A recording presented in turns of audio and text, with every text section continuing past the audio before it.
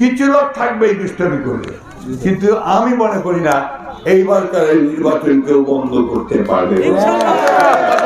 দেশের মানুষ জাগে গেছে যে ভোট আমরা দিব এবার, ঠিক না? এইবার ভোট দিব আমরা, সেটা সবাই কেউ ঠেকাতে পারবে না ইনশাআল্লাহ।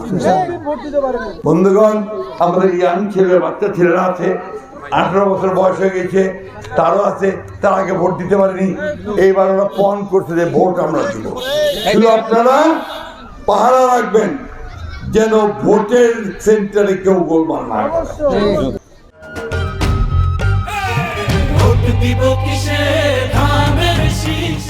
আমাদের আরেকটা দল আসছে, ভালো কথা, ইলেকশন করলে তো দল আরেকটা থাকতেই হবে।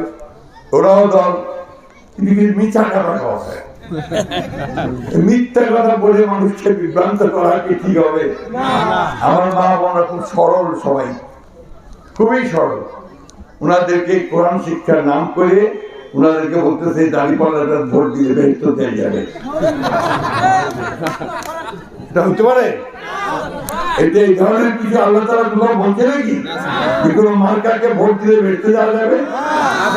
বেহেশতে যাওয়ার কথা তখনই চিন্তা করা যাবে যদি আমি আল্লাহর নির্দেশ পালন করি, যদি আমি আমল করি, নামাজ, রোজা, হজ এবং যাকাত, এবং সেই সঙ্গে মিথ্যা কথা না বলা, চুরি না করা, সৎ পথে চলা, তবেই না আল্লাহ বিচার করবে যে আমি যাবো কি যাবো না, তাই না?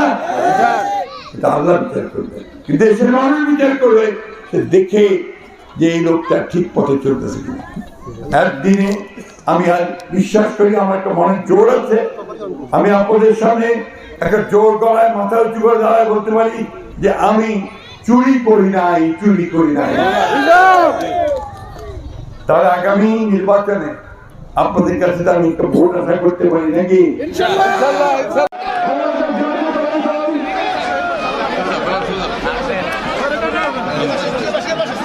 3.5 বছর আমি জেলেছিলাম। কেন ছিলাম? এই দিনটা আগের রাতে ভোট নিয়ে চলে গেছে। আমি আসলাম 8 তারিখে,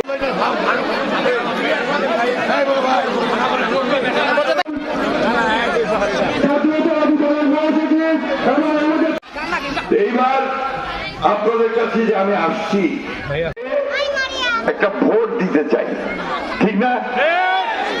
এবং ওই যাকে খুশি তাকে দেবো, তাই না? আর